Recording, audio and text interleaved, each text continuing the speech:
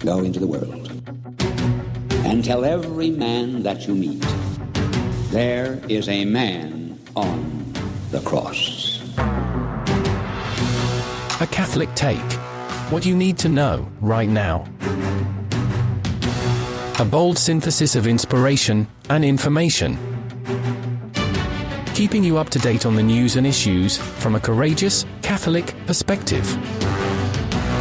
A Catholic Take with Joe McLean starts now. Praise be to Jesus Christ. Welcome back to A Catholic Take, a bold synthesis of information and inspiration. I'm your host, Joe McLean. Praise be to God. It is good to be on with you. You have survived the weekend. Congratulations. There were some big and profound moments yesterday at the memorial to Charlie Kirk in Phoenix, or in Arizona. And boy, oh boy, the name of Jesus Christ was proclaimed many, many times, even by politicians. It was pretty amazing to see, including this very incredible, touching moment. That young man, I forgive him. Powerful speech by Erika Kirk, forgiving her husband's killer. In fact, I'm going to play her entire speech for you at 30 past the hour. You're going to hear the entire thing. Some big moments in that speech, and we will cover it all in this hour. Our good friend of the show, Mike Koeniger, is going to be on the team at 30 past the hour to join us to talk about it. It was carried everywhere, like on every major network. Could you imagine a year ago, if you'd have said Charlie Kirk is going to have a global impact, would you have said that that was true?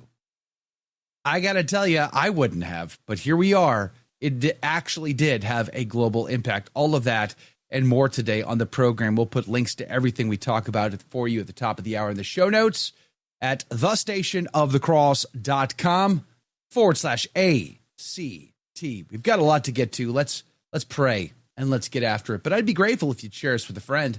In the name of the Father, the Son, and the Holy Ghost. Amen. Remember, O most gracious Virgin Mary, that never was it known that anyone who fled to thy protection, implored thy help, or sought thine intercession was left unaided. Inspired by this confidence, I fly unto thee, O Virgin of Virgins, my mother. To thee do I come, before thee I stand sinful and sorrowful. O Mother of the Word incarnate, despise not my petitions, but in thy mercy hear and answer me. Amen. In the name of the Father, the Son, and the Holy Ghost, and now your saint of the day. Saint Maurice and companions, pray for us.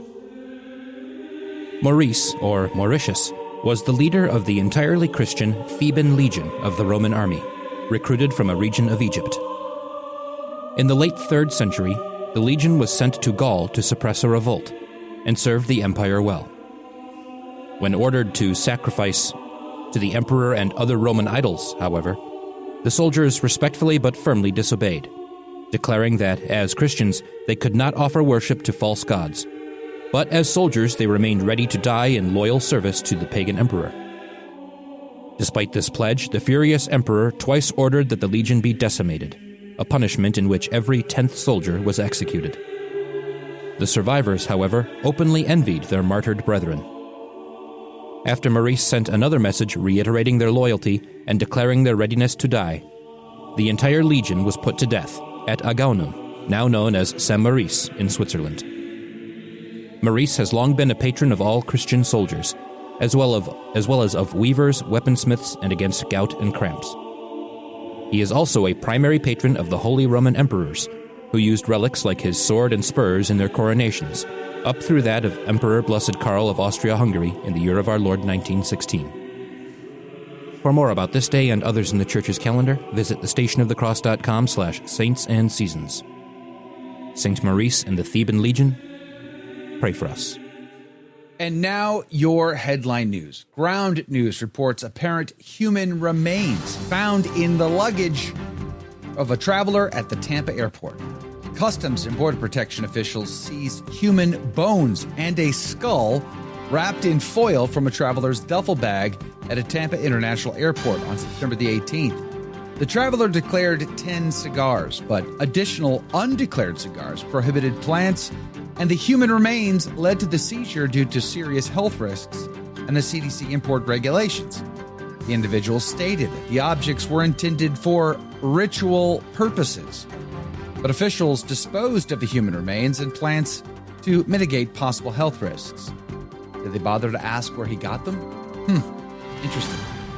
The Hill reports Trump warns Afghanistan of bad things if Bagram Air Base is not returned to the United States. U.S. President Donald Trump threatened Afghanistan with unspecified punishment if Bagram Air Base is not returned, stating, quote, "Bad things are going to happen." Bagram Air Base was crucial in the U.S.-led war against the Taliban, and Trump expressed concerns over its location near China during a press conference with British Prime Minister Keir Starmer. Former Minister Amir Khan Mutaki firmly stated, quote, "Not even an inch of Afghan soil is acceptable for foreign military presence." And complicit clergy reports Corleone and Paprocki urge Supich to drop award for pro-abortion senator. Two prominent U.S. bishops are publicly urging Cardinal Blaise Supich of Chicago to rescind their plans to honor Senator Dick Durbin of Illinois, the Lifetime Achievement Award, citing the senator's decades-long record of supporting abortion. On September the 19th, Bishop Thomas Paprocki of Springfield, Durbin's home diocese, issued a blistering statement, quote, "I was shocked to learn that the Archdiocese of Chicago plans to honor Senator Richard Durbin with the Lifetime Achievement Award through its Office of Human Dignity and Solidarity Immigration," Paprocki stated. On September the 21st, Archbishop Salvatore Corleone of San Francisco amplified Bishop Paprocki's concerns in a statement posted on X. I'm not surprised at all. And those are your headline news. The gospel today comes to us from Luke chapter 8, verses 16 through 18. Jesus said to the crowds, "Now no man lighting a candle covereth it with a vessel, or put it under a bed, but setteth it upon a candlestick, that they who come in may see the light. But there is not anything secret that shall not be made manifest, nor hidden that shall not be made known and come abroad. Take heed therefore how you hear, for whosoever hath, to him shall be given, and whoever hath not, that also which he thinketh he hath shall be taken away from him." The Gospel of the Lord.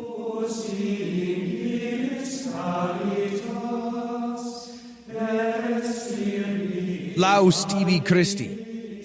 I say it's very apropos for this gospel to be the gospel for today out of the Novus Ordo Missae, considering all that was said yesterday in the stadium there in Arizona, honoring Charlie Kirk. We're going to be covering that here in just a few minutes with Mike Koeniger, and I'm going to be playing the entirety of Erika Kirk's speech there for you at 30 past the hour. Do join us for that if you can.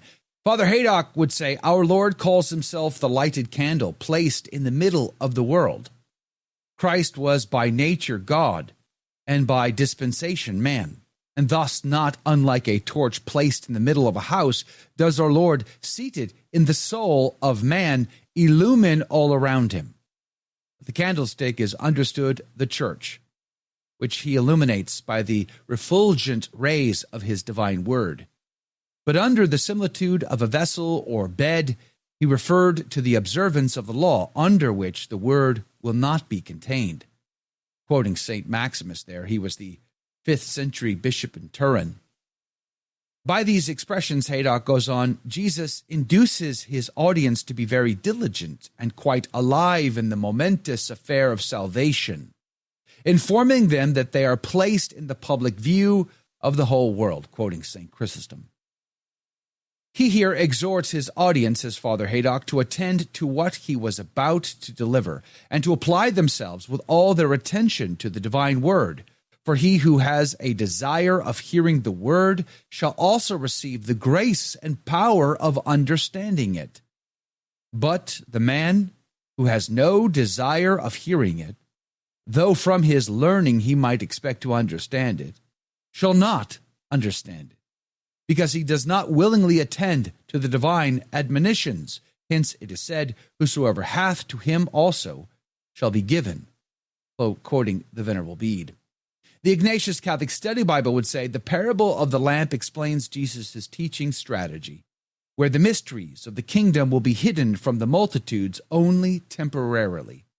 With the new birth, the new covenant church, they will finally come to light. Morally speaking, quoting St. Augustine, he says, Jesus encourages boldness in evangelical preaching.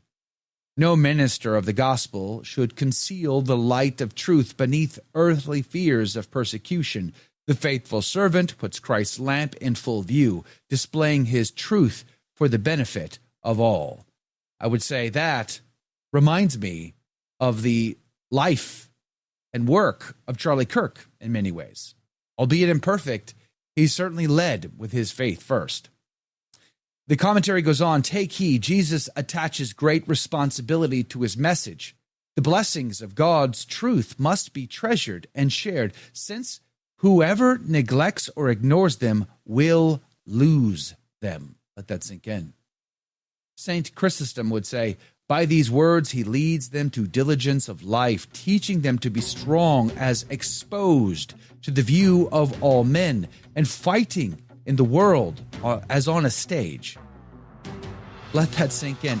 Fighting in the world as on a stage. St. Chrysostom said that.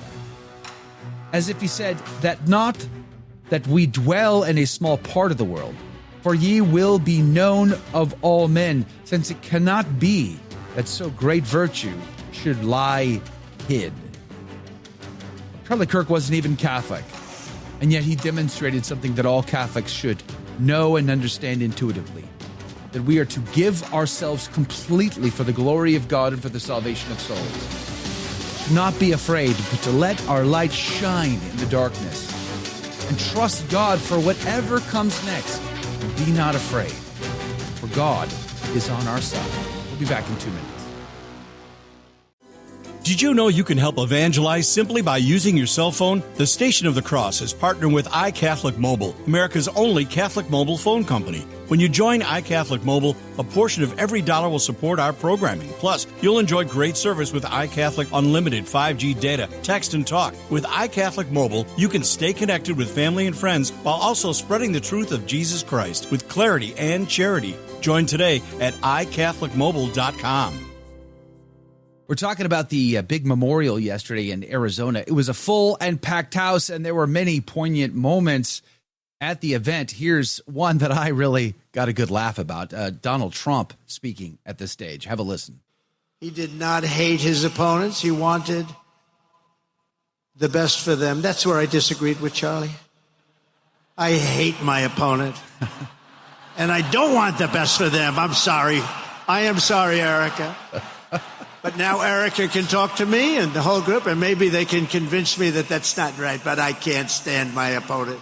Oh, it was good. It was funny. It was classic Donald Trump. His son also had a great joke, too, in his presentation. But joining us today to talk about it is good friend of the show, the brick wall, as we lovingly call him, Mike Koeniger. Mike, good morning to you. Thank you for joining us from sunny Virginia today. What did you think? Oh, good morning, Joe. And indeed, it's sunny and 70. It's stunningly gorgeous.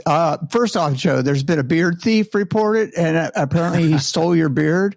I did that a couple years ago, and I remember my son saying, Papa, grow it back. We've got a straw. I shaved my beard.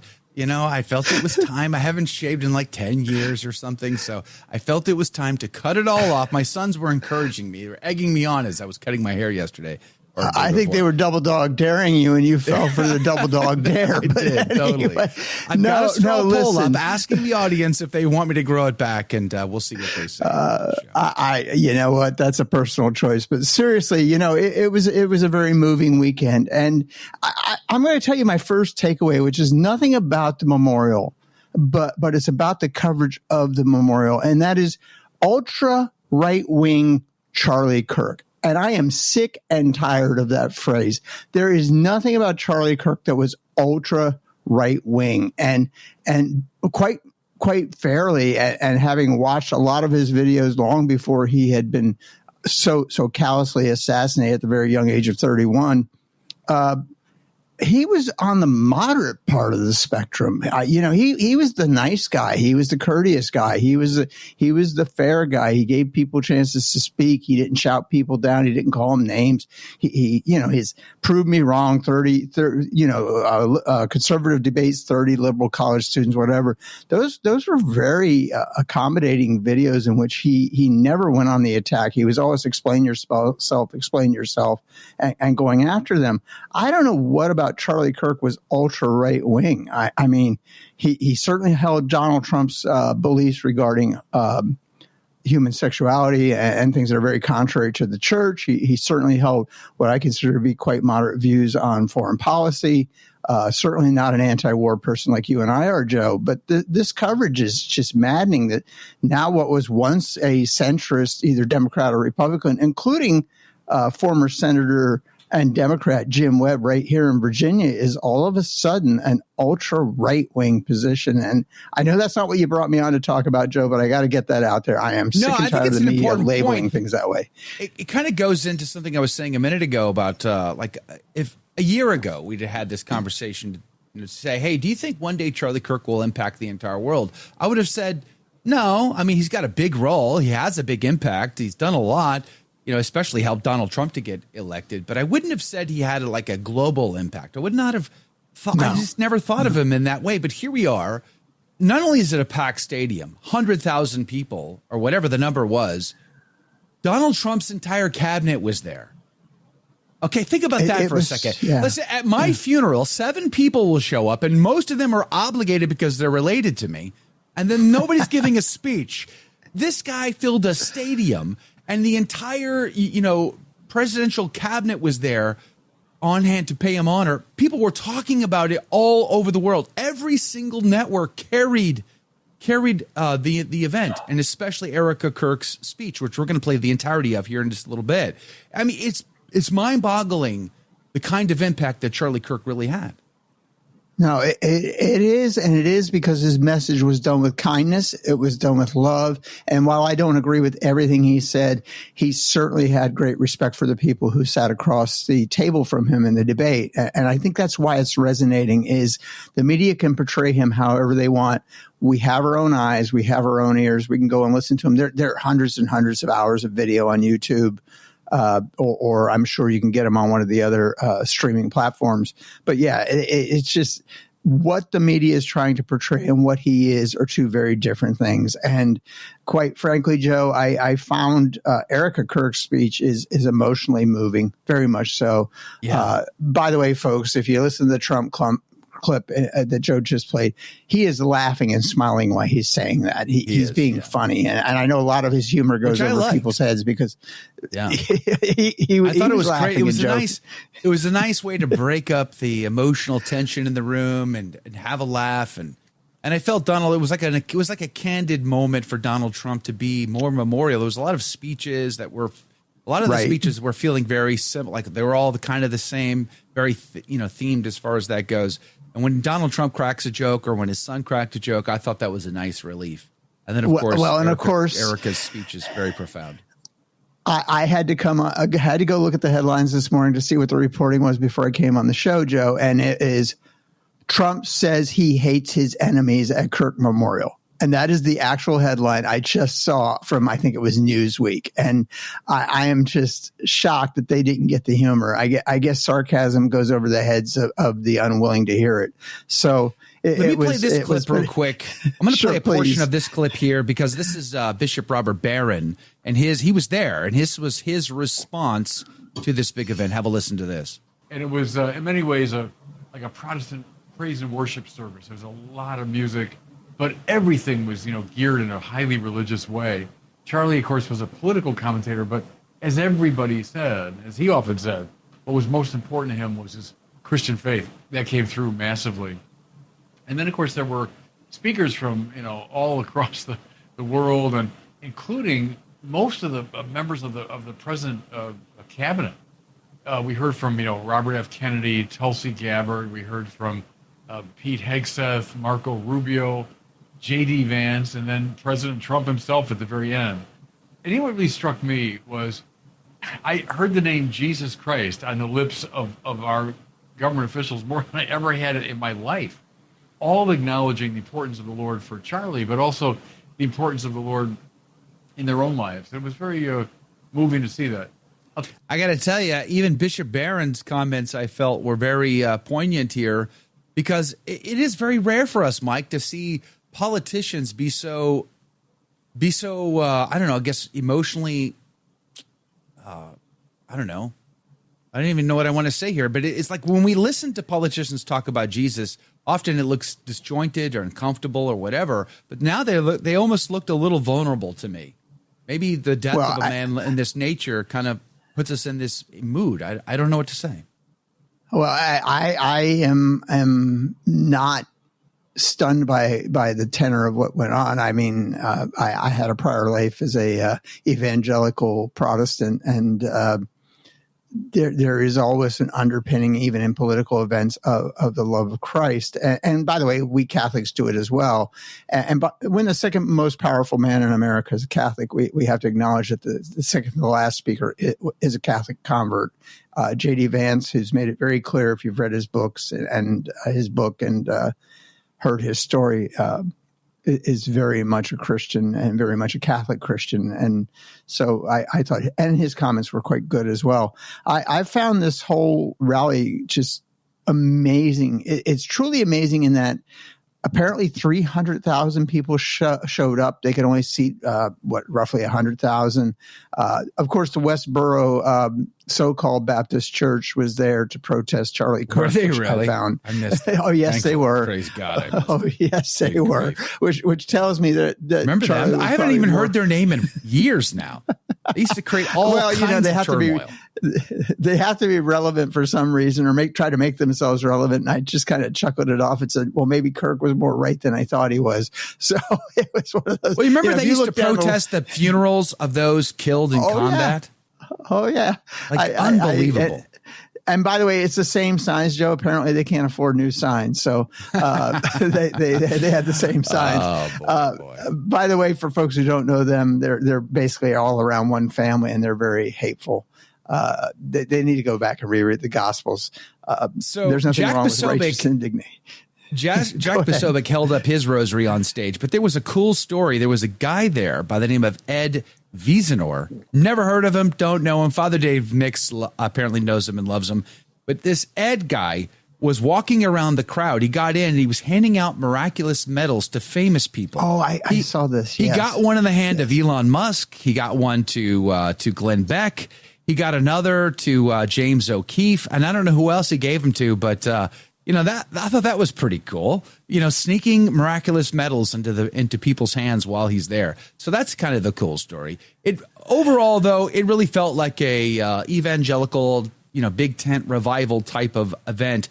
But there were subtleties here and there that I thought were very, very Catholic, of course. And one guest, I forget exactly which one it was, you actually used the term the good, the true, and the beautiful. And I'm like, only Catholics say that. It made me wonder. I don't know if it was Stephen Miller or not. I don't remember. But it made me wonder whether or not whoever said that was Catholics. Because I was listening. I wasn't watching. I was getting in some miles yesterday. But overall, very emotional, very powerful event. I concur. It was. And here's the thing is, at the very least, Charlie Kirk was Catholic curious.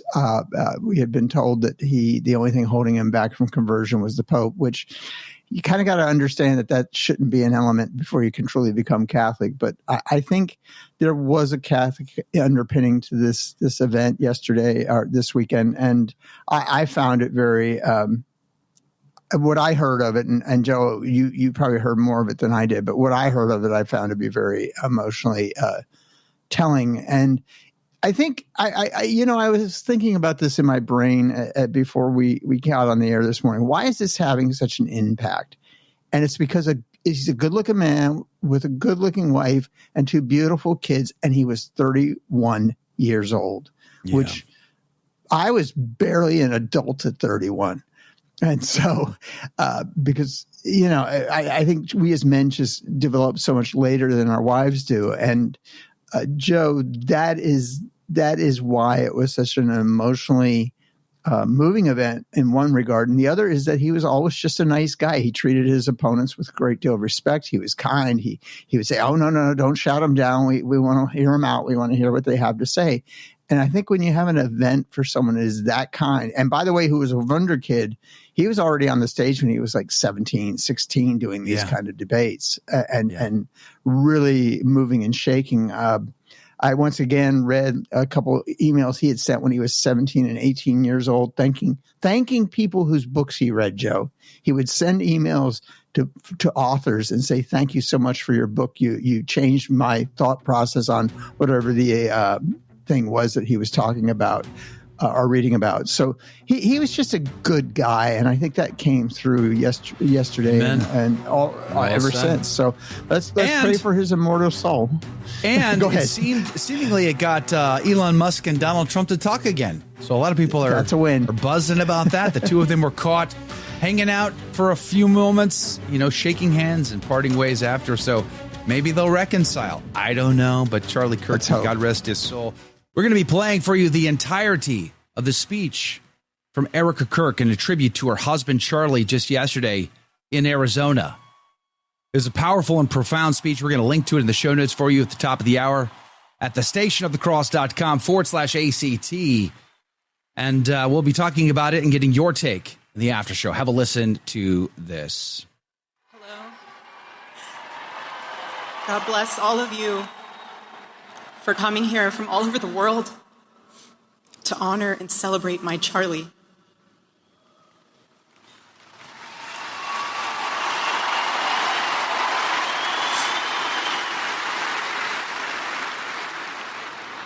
Just a few miles from here, 2 years ago at America Fest 2023, Charlie delivered a speech on stage for our TPUSA Faith event. Charlie loves speaking off the cuff. He was very good at that, without a script. So I personally didn't know what he was going to say. And what he chose to speak about that day was his submission to the will of God. He quoted one of his favorite Bible verses, Isaiah chapter 6, verse 8. Here I am, Lord. Send me.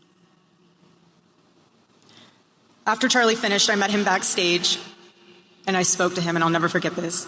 I said, Charlie, baby, please talk to me next time before you say that statement. Because when you say something like that, there is so much power in that verse. When you say, here I am, Lord, use me, God will take you up on that. And he did with Charlie.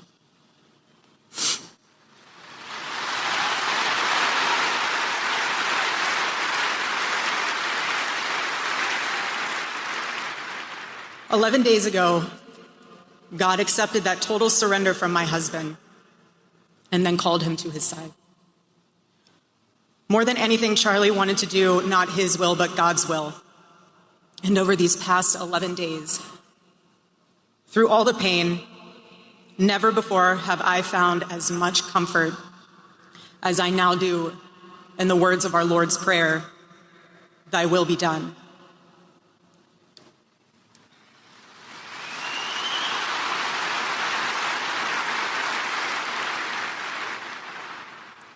God's love was revealed to me on the very day my husband was murdered.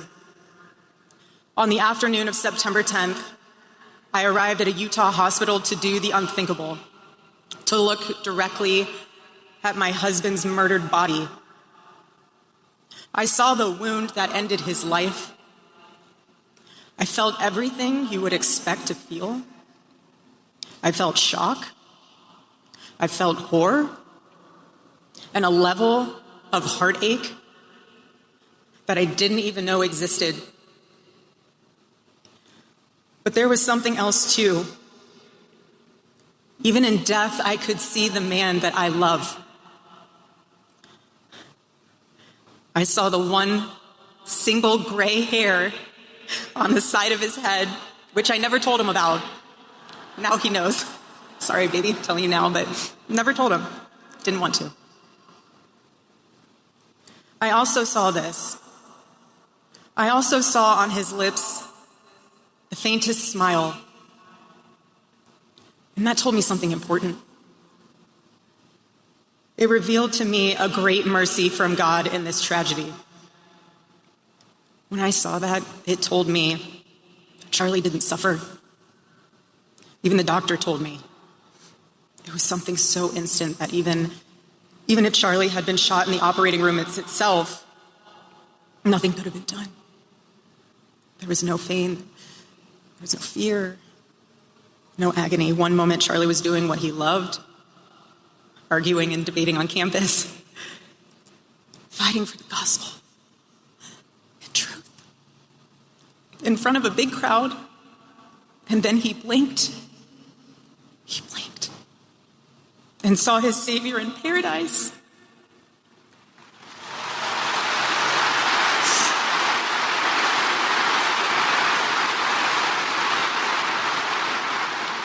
And all the heavenly mysteries were revealed to him. God's love continued to be revealed to me in the days that followed.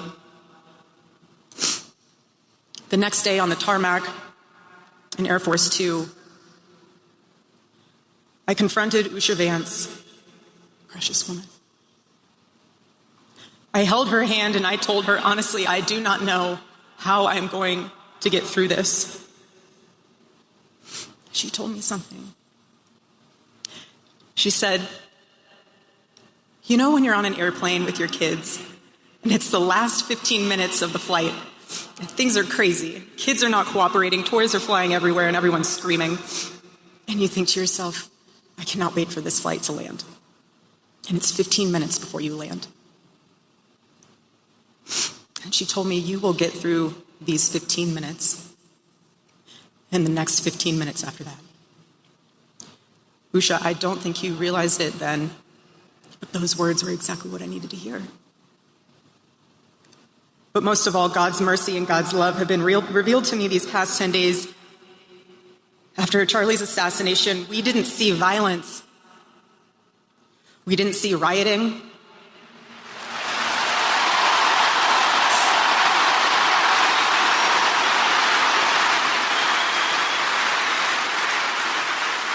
We didn't see revolution.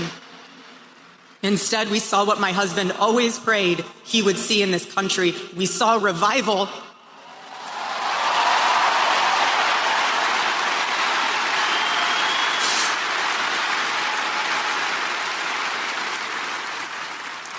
This past week, we saw people open a Bible for the first time in a decade. We saw people pray for the first time since they were children. We saw people go to a church service for the first time in their entire lives.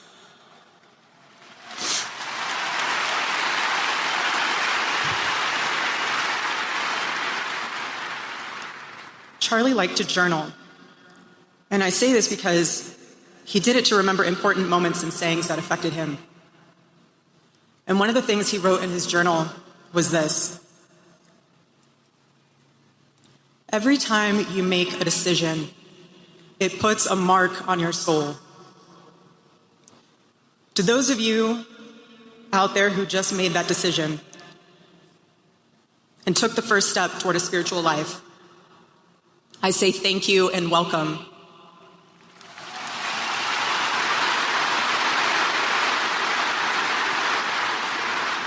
One day I hope you look back and realize it was the most important decision of your life, because it is. All of you who are already believers, it is your job to shepherd these people. Do not take that lightly. Water the seed of their faith. Protect it and help it grow.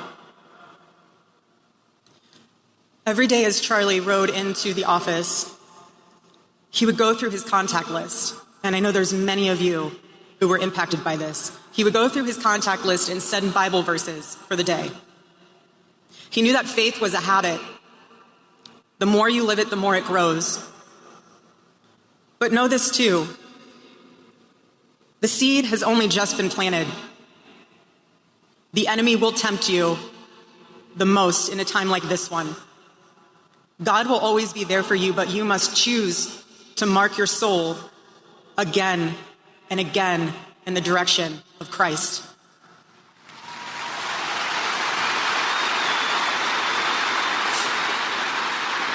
pray again, read the Bible again, go to church next Sunday, and the Sunday after that, and break free from the temptations and shackles of this world.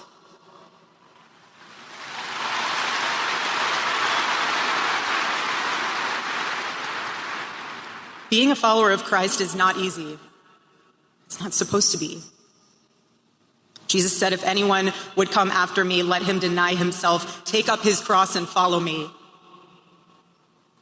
He said he would be persecuted. He said we would be persecuted. And Charlie knew that and happily carried his cross all the way to the end. And I want all of you to know, while Charlie died far too early, he was also ready to die. There was nothing he was putting off. There was nothing that was too hard or too painful or nothing that he just felt like he didn't want to do it. He left this world without regrets. He did 100% of what he could every day. But I want you to know something. Charlie died with incomplete work, but not with unfinished business.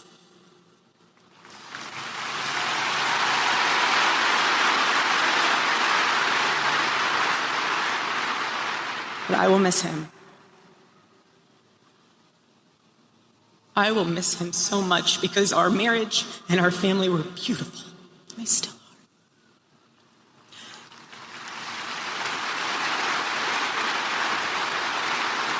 The greatest cause in Charlie's life was trying to revive the American family. When he spoke to young people, he was always eager to tell them about God's vision for marriage and how, if they could just dare to live it out, it would enrich every part of their life in the same way that it enriched ours. And someone once asked me how Charlie and I, how we kept our marriage so strong when he was busy traveling. And our little secret, it was love notes. Every Saturday, Charlie wrote one for me, and he never missed a Saturday. And in every single one of them, he'd tell me what his highlight was for the week, how grateful he was for me and our babies. And always at the end, he would always end it with asking the most beautiful question. He'd always end it by asking, please let me know how I can better serve you as a husband. Charlie perfectly understood God's role for a Christian husband. A man who leads so that they can serve.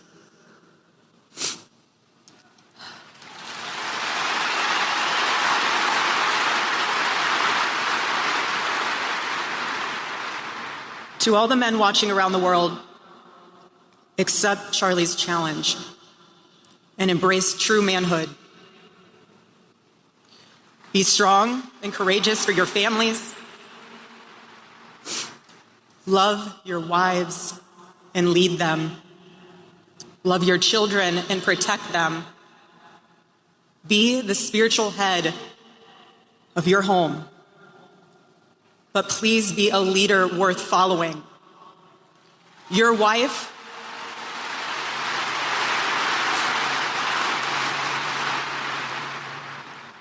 is not your servant. Your wife is not your employee. Your wife is not your slave. She is your helper. You are not rivals. You are one flesh working together for the glory of God.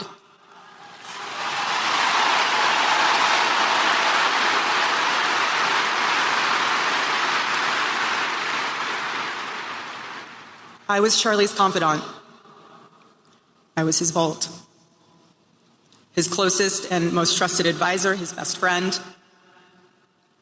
I poured into him and loved him so deeply, empowered him, because his love for me drove me to be a better wife.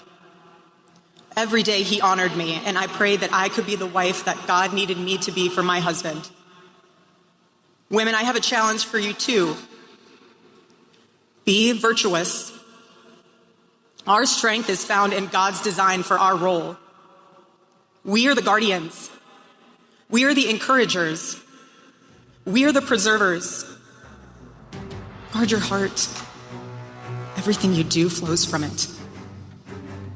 And if you're a mother, please recognize that is the single most important ministry you have. I just wanted to say thank you real quick before we go back to our sponsor today. iCatholicMobile.com, making it possible for us to get up and do this show every day because a portion of our financial resources comes to us by our sponsor, iCatholicMobile.com. Couldn't be more grateful for them to be on the team. More than just a phone company. Trust me, more than just a phone company. You can check them out, iCatholicMobile.com, iCatholicMobile.com. But here is the rest of the speech from Erika Kirk. It's powerful. Have a listen. In our home, because Charlie traveled a lot, we tried to travel with him where we could. But I made sure that when Charlie returned from work, it was his sacred landing place, away from the worries of the world. I didn't make him feel guilty for being away too long or too much, or getting home too late. I always told him, home is here for you, and it'll be ready for you. And I made it into this place where he wanted to be as soon as possible when he was on the road. There was no keeping score between us. We were a team, working together for the same mission. I never wanted to be the one standing between Charlie and the task that God prepared for him, had set for him. And I knew Charlie would always do his best to help me with the same. My marriage with Charlie was the best thing that ever happened to me. And I know it was the best thing that ever happened to him as well. He wanted everyone to experience that joy. And that's what's so beautiful about God's design for a marriage, is that everyone can. And I could talk endlessly about it, and years to come I will. But Charlie's mission, above all, was aimed directly at those who aren't married. He named his organization well. He knew things were not right with America, and especially with young people, and they needed a new direction. Charlie passionately wanted to reach and save the lost boys of the West. The young men who feel like they have no direction, no purpose, no faith, and no reason to live. The men wasting their lives on distractions, and the men consumed with resentment, anger, and hate. Charlie wanted to help them. He wanted them to have a home with Turning Point USA. And when he went onto campus, he was looking to show them a better path and a better life that was right there for the taking. He wanted to show them that. My husband, Charlie, he wanted to save young men just like the one who took his life.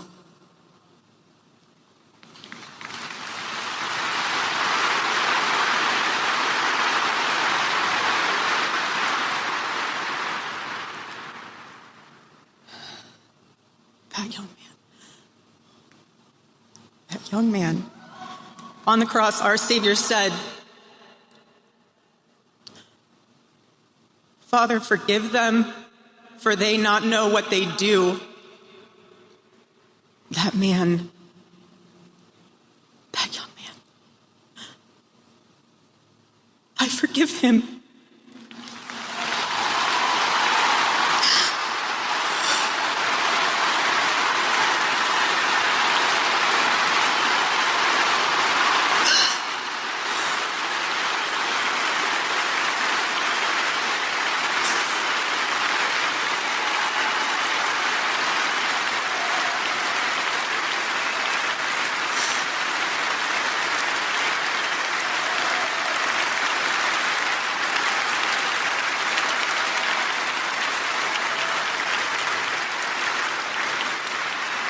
I forgive him because it was what Christ did and is what Charlie would do. The answer to hate is not hate. The answer we know from the gospel is love, and always love. Love for our enemies and love for those who persecute us. The world needs Turning Point USA. It needs a group that will point young people away from the path of misery and sin. It needs something that will lead people away from hell in this world and in the next. It needs young people pointed in the direction of truth and beauty.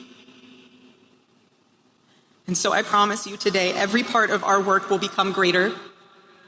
I am tremendously honored to be the new CEO of Turning Point USA.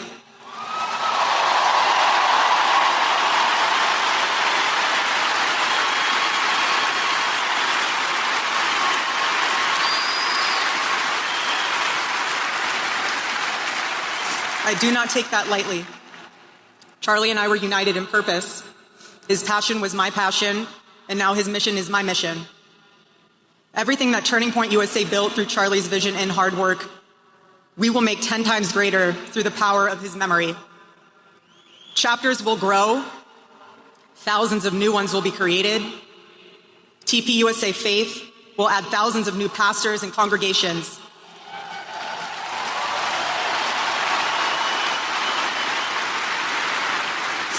And yes, campus events will continue. And we will continue to hold debates and dialogue.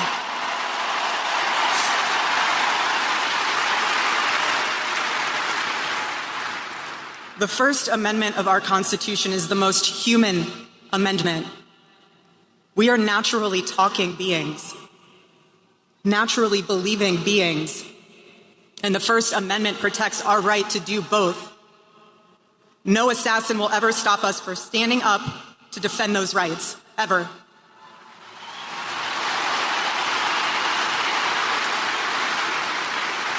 Because when you stop the conversation, when you stop the dialogue, this is what happens. When we lose the ability and the willingness to communicate, we get violence. And as I stand here now, and I look at this beautiful photo of my husband in front of me, hanging in the stadium, I think of my husband 13 years ago. I hadn't met him yet. He was 18 years old, a man barely out of high school, running around the halls of the RNC without $1 in his pocket, a single contact in his phone. People who saw him said that he didn't know what he was doing, but he did. He did know what he was doing. He knew exactly what he was doing.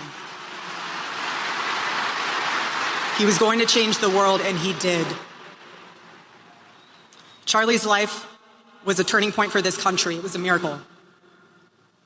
Let that miracle, that was Charlie's life, be your turning point as well. Choose prayer.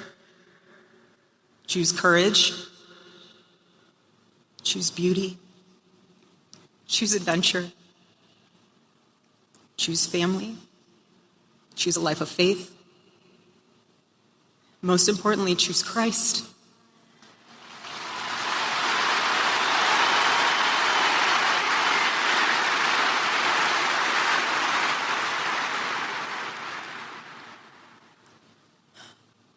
I love you, Charlie, baby. And I will make you proud. God bless you all, and God bless America. That is the full speech of Erika Kirk from yesterday's memorial in Arizona. And I just want to point out something else about this before we have to say goodbye today. We were told I think it was through a podcast, I think it was on Friday, that Erika does not want the death of the assassin on her ledger. Says, quote, "I'll be honest. I told our lawyer, I want the government to decide this, the death penalty here. I do not want that man's blood on my ledger. Because when I get to heaven and Jesus is like, an eye for an eye, is that how we're doing it? And that keeps me from being in heaven, from being with Charlie." Close quote. Let that sink in. I'm not against the death penalty, but boy, is that ever a powerful, powerful sentiment from Erika, who gave such a powerful talk. Hope you agree. We're going to go into the after show. We'll get your take on all of this. Plus, we'll talk about the straw poll of whether or not I should grow my beard back. All that and more in the after show. We'll see you right back here tomorrow morning. God love you. A Catholic Take and all of our shows are made possible through the support of listeners just like you. Your support for our fall appeal will help us to expand the reach and impact of my show, A Catholic Take, and all the other great programs right here at the Station of the Cross. You can help us today by either calling 877-711-8500 or visiting our website, thestationofthecross.com. Thank you in advance, and may God bless you and your family. And we're back. Welcome to the after show, everyone. Happy Monday. Praise be to God. Good morning, everybody. Should I grow my beard back? 34% say yes. I would have thought that would have been bigger, to be honest with you. 38% say no, keep the stash. 17% want me to shave everything. And 11% are just sitting on the fence and totally unsure of what they're doing. Like, you got to make a choice. You got to decide. Jake, should we have put up a different poll that sort of divides along gender? It'd be interesting to see how people are. I wonder if this is an issue that's divided amongst that. Now that is intriguing. Let's get some. Those who identify as women versus men. Who identify? Yes. What about non-binary? Do we need a non-binary? Can we choice? put furries as a category? Yeah. How many non-binaries actually? I'm only teasing. To ACT? I'm only Good teasing. question. A tradish mom says, "How are people going to know that I'm trad now?" You see, I've turned in my trad card by cutting off the beard. Turned in my trad. I'm just glad you finally fully rejoined the Western right and are no longer LARPing as an Easterner. Wait, hold on. Beard. I actually did LARP as a desert father the other day. Exactly. I'm glad that finally proved to you that it's a LARP to be, looking like a desert father when you're in the West. Like that was literally what I did. You were playing a character, and now you're finally yourself. This is great. I'm playing a man who's playing a desert. This is real life character development here. My kids. All right, let's put up a poll here. Let's get this. I was gonna trim it, just trim, and my kids are like, "Shave it off, Dad. Shave it off." Okay, here we go. Then my wife got all mad at me. It was terrible. Should Drew go? Okay, we got the poll results. You're putting up a different one. Now we're going to know how it divides along male, female. We'll see how it goes. Let me give some shout outs to everybody. And I do want to get your take on Erika Kirk's speech. That would be great. Sci-Fi, good morning to you. This is what's great about Joe's show. He sets himself aside to show something the important and significant in its entirety. Okay, to Michael, I think Michael in the YouTube chat asked, was it sped up? The answer is yes. I did have to speed it up. I sped it up to 1 1/4 because I needed to get it in within the radio side of our show. So by speeding it up and skipping the news segment at 30 past the hour, I was able to get it in. But honestly, I felt like it still sounded fine. It didn't feel like it was like too sped up to me. It sounded fairly normal, so that's what I did. So just, truth in advertising. Joe, the hair on your head looks fuller. Does it now? That's great. And I your agree. mustache is growing on me. Wait, Joe's mustache is growing on you? That doesn't sound right. It's kind of weird, but okay. I mean, it should be growing on me and not you. But It's the same mustache, by the way. I didn't grow it over the week. I didn't shave it and grow a new one over the weekend. It was that's the only thing I left. Mm-hmm. And by the way, I have whiskers already coming in, so I'm already on my way to growing it back. It's all they'll come in fast. It's all smoke and mirrors. Hey, Kevlar Catholic, good morning to you. High speed, low drag, Joe. Good morning. Good morning, Jacob. Good morning. Franciscans had beards along with other Western friars. It's true. That's why Padre Pio joined the branch of Franciscans that he joined, because he wanted to be a bearded monk. He wanted to be a bearded friar. Yeah, there were a lot of bearded popes. I don't know if we've ever had a mustached pope, though. When was the last bearded pope we have had? I think it was one of the Benedicts in the early 1700s, maybe. Was it? Let me look that up. That long ago? Wow, that's forever ago. Might have been that long. No, maybe it was the late 1700s. Let me find out. Mike K is back on the team. Good morning to you, Mike. Thanks for hanging out with us. Struggling with some technical issues, but I am here And story of our life, brother. It is real, and hopefully I'll resolve them and mess Jake even more when I switch back to my regular camera. But anyway, I apparently created a bit of debate in the insider group, Joe, because I don't agree with everything Charlie Kirk has to say, and so people were questioning why I would say that, and I had to do some educating. By the way, Joe, I am not a person for purity tests, so that doesn't make Charlie Kirk a bad guy. Right. Yeah, exactly. Yeah. I mean, complicated guy for sure. But I mean, I think there's much we can take away from Charlie's life and example that is beautiful and amazing and inspirational. And he was on a journey like the rest of us. Of course. Which is interesting because listening to a lot of the speeches yesterday, I don't know. I found them fascinating from a number of perspectives. One, because it became a very and some of them were just sort of the same speech given by different people, and then some of them were more insightful and interesting. I thought J.D. Vance was very interesting. I thought Donald Trump was very interesting, to be honest with you. Of course, we played all of Erika because hers was the most profound, but even parts of Donald Trump's, as you and I talked about, were funny and, human. And very, very much so. And I am actually liking Trump 2.0 much more than I like Trump 1.0 in his first presidency. I find that he seems to be liberated from this incessant need to appeal to all sides. And I think his humor has come through, whereas I didn't see a lot of that in his 17 to 21 presidency. I see a lot more of the family guy come out of Donald Trump, despite his broken marriages and other things. Yeah. It's right. I was talking to my wife about this a few days ago. I said, I don't know. He must have some kind of, allure or something that you've never heard any of his exes say anything bad about him, and I don't get what that is. That's and because of the non-disclosure agreements. I'm sure they all signed in the divorce settlement. Probably true. I doubt it's because that's cynical Joe. I guess beardless Joe is cynical Joe. But that's right.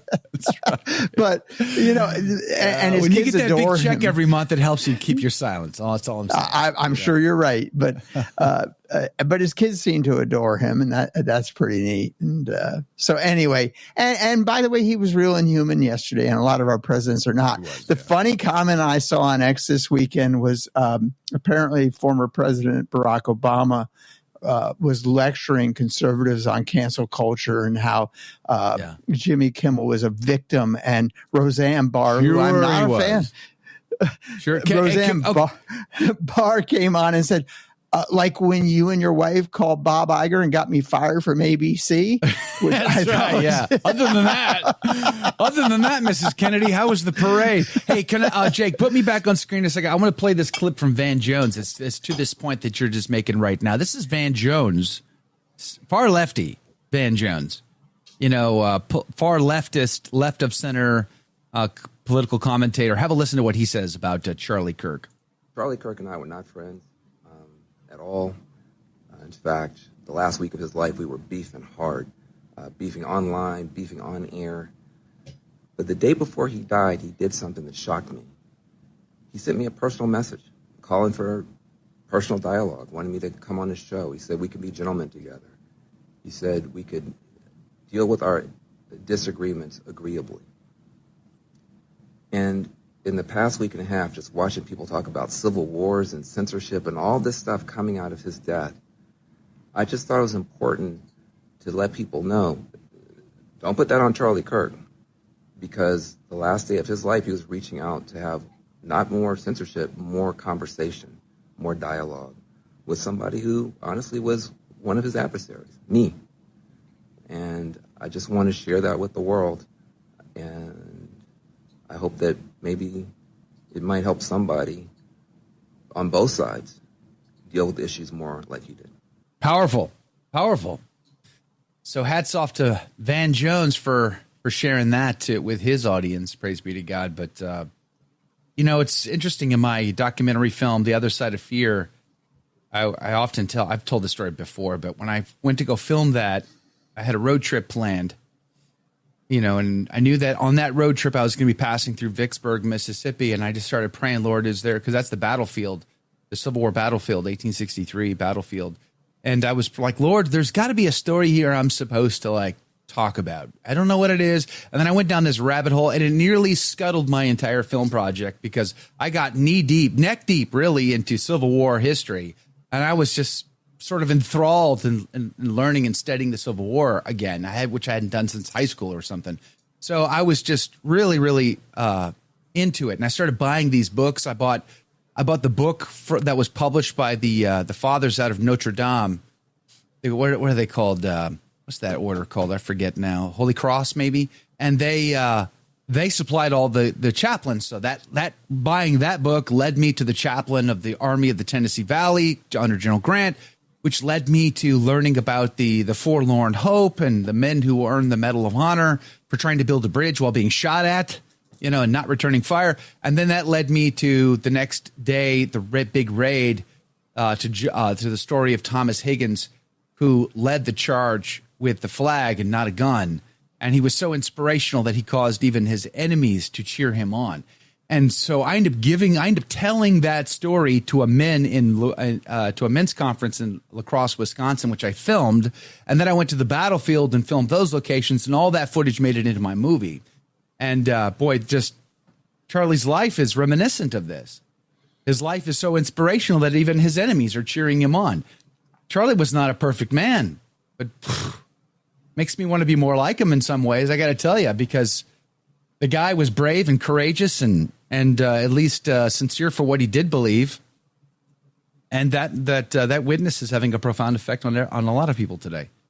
Oh, I agree, Joe. And I find him, 31. I just keep thinking he's a baby. He was young, and a 1-year-old and a 3-year-old son and a daughter and a wife and apparently the people who worked for him loved him, and he was very good to them as well. And like I said, Catholic curious. He'd been exploring and attending the Mass from what we hear.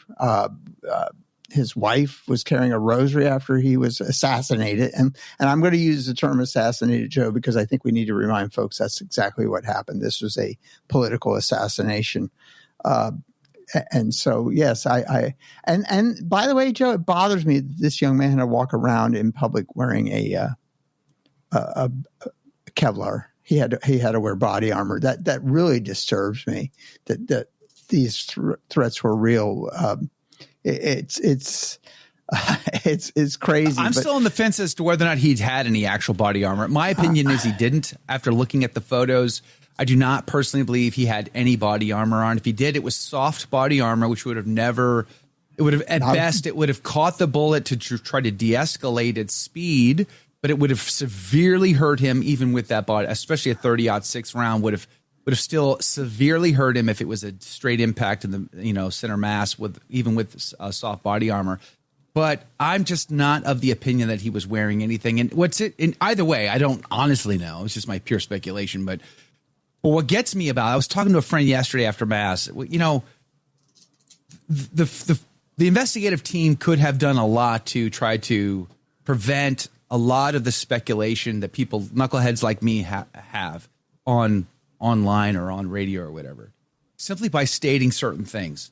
Like, sure, did he or did he not have body armor? It's not like how does that affect the investigation? Like, are you revealing any secrets by telling us that? You could simply state one way or the other what if he did or if he didn't and what it was. Like, it's not going to kill you to state these things, but they don't. They don't. They don't state why. They don't explain anything further about that rifle found in the woods wrapped in a towel. Like, you're trying to make us believe that this kid took a 30-06 down that was not designed to be taken down quickly. He had to unscrew it. Okay. And did he put it back? And did he hide it in the woods put together? If so, why would he do that? Can you, maybe you don't know why he did it, but maybe you could at least say, yeah, we found it fully intact, all screwed back together, hidden in a towel, or what? Like, that's bizarre. Like, why won't you just tell us, like, very clearly some of these little facts that will help to, deal with the speculation that we're dealing with online with talking heads like myself, but they never did. And it just always really bugs me about that, because all we're left with is our speculation. and everybody's got an opinion, myself included. And let it go. I agree, Doug. I do need to let it go, and I will, of course. But it just bugs me to no end when they get up there and they glad hand each other and thank each other for 15 stinking minutes. Oh, this was the greatest investigation ever. We did this in like 36 hours. I just want to thank my dog catcher and the lady who brought me coffee when I had to, get out of the car and go to the scene of the crime and just walk around and look important. And I want to thank my local partners. Like, stop thanking people. There should be a law that says you're never allowed to thank anybody when there's been a massive, loss of life or there's been some tragedy and you're there to do a press conference. You're not allowed to thank people. Like, I don't thank your friends. Don't thank your partners. None of that. You're there to do a job and to report information, not to act like you guys did such a great job. Oh, we're so great at this. The FBI's never done this good before. We've never been this transparent. We've never been this cooperative. Oh, stop. Who bloody cares? Do your job. It just bugs me to no bloody end. It's promoting in light of tragedy, which is never a good look. And let's be honest, there's a family that's decimated, both a small nuclear family and the family around them. And yes, I believe in the concentric circles, by the way, Joe, that a saint espoused. So anyway, no, it's very telling what you're talking about. I actually had read a whole report this weekend by an expert who does think Charlie had body armor, but that's a side debate you and I can have another time. But it's by the way, type 3A body armor would have been very obvious. So he certainly wasn't wearing 3A body armor with steel plates, which would have stopped at 30-06. So it doesn't really matter whether he was wearing it or not.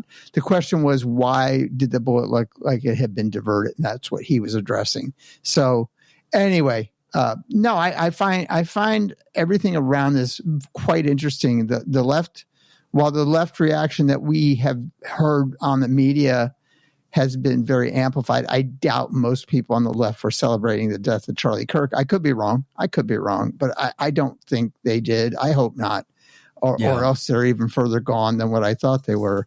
But I do find telling that all of a sudden some knucklehead wannabe comedian who has a late night show is screaming that his rights have been violated, when actually it wasn't the government that canceled him. He was canceled because major affiliate holders refused to air his broadcast anymore. Yeah.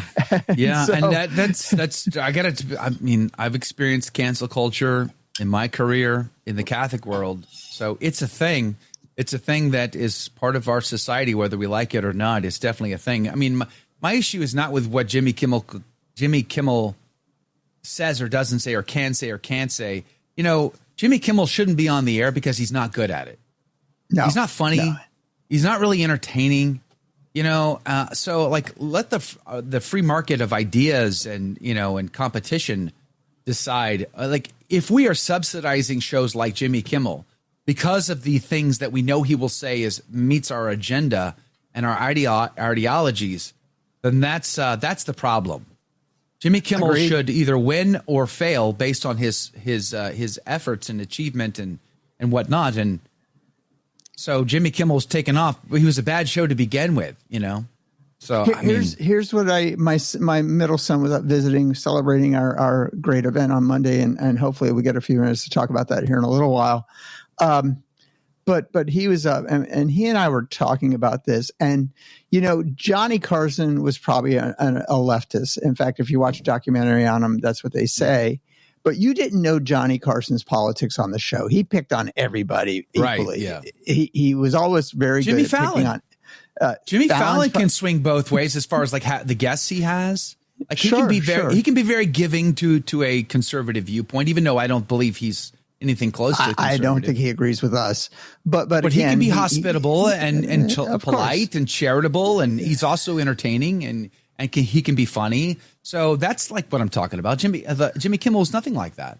No, and I think, as I was telling my son as he and I were talking about it, if you alienate half your potential audience, you're already put yourself behind the 8 ball, so to speak, because I wasn't going to watch Jimmy Kimmel. You weren't going to. No, I'm not up at that hour. I'm not up at that time of day anyway.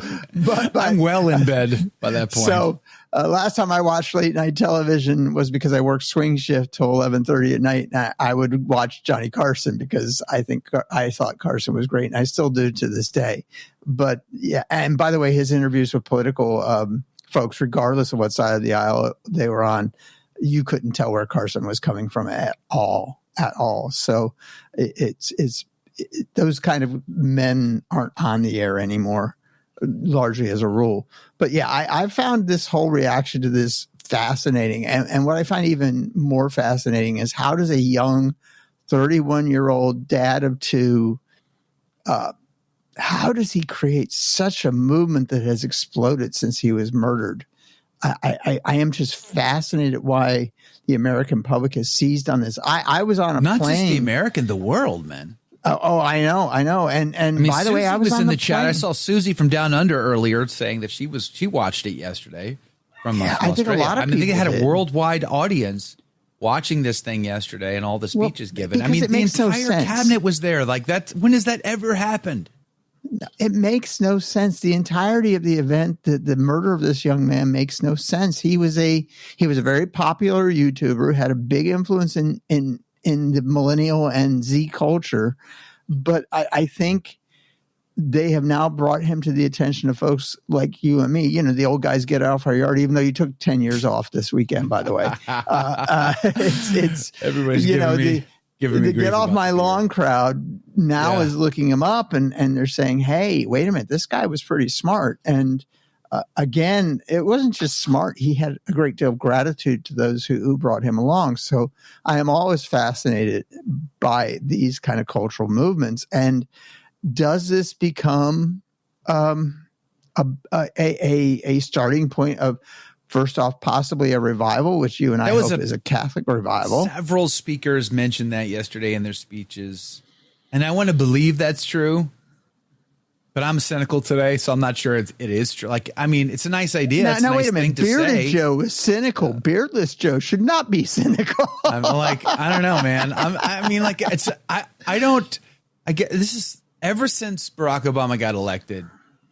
I've just been like, and now in hindsight, ever since George Bush Jr. got elected, and in hindsight, ever since his dad got elected, like, you're noticing a trend here. You got guys like, Bush Sr., Bill Clinton, Bush Jr., Obama. I'm noticing a trend here of deep state world power people. And I'm just like, I just lost all my confidence in my fellow man, in my society, my neighbors, to make good decisions and do the right thing. You know, one thing I loved about, let me just make this point, because one thing I loved about Erika Kirk was how did you see like the look in her eyes? Like hell hath no fury than a woman scorned. Like, man, she gave you the eyeballs. She just, like, with that deep mascara, she just looked at you like hardcore when she talked about marriage, you know, and what good marriage, what Christian Christ-centered marriage looks like, and challenging men and challenging women to do it right. And all of you can experience it, you know, and she just like staring them down like laser beams, like just like penetrating the hearts. Cause she knows that of this 100,000 people just gathered, statistically, the vast majority of them have made and broken marriages over and over and over again, because that's what we do. That's who we are.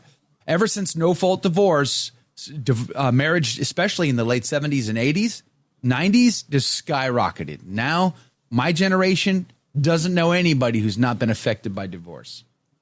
And she knows that. And that was profound.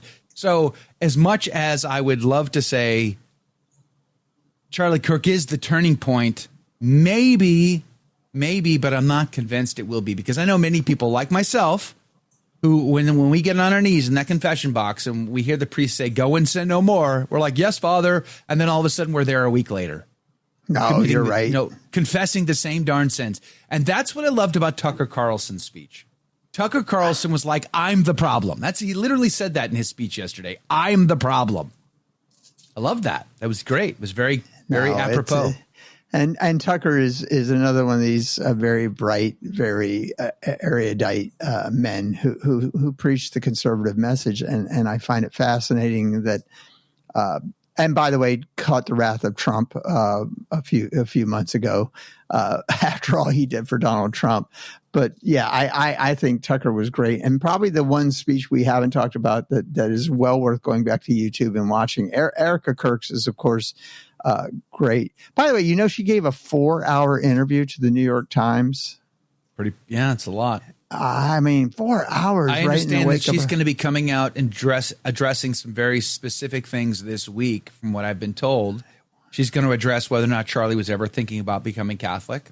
So we could be potentially disappointed in what she has to say, or we could be inspired. I don't know. We'll see what she says.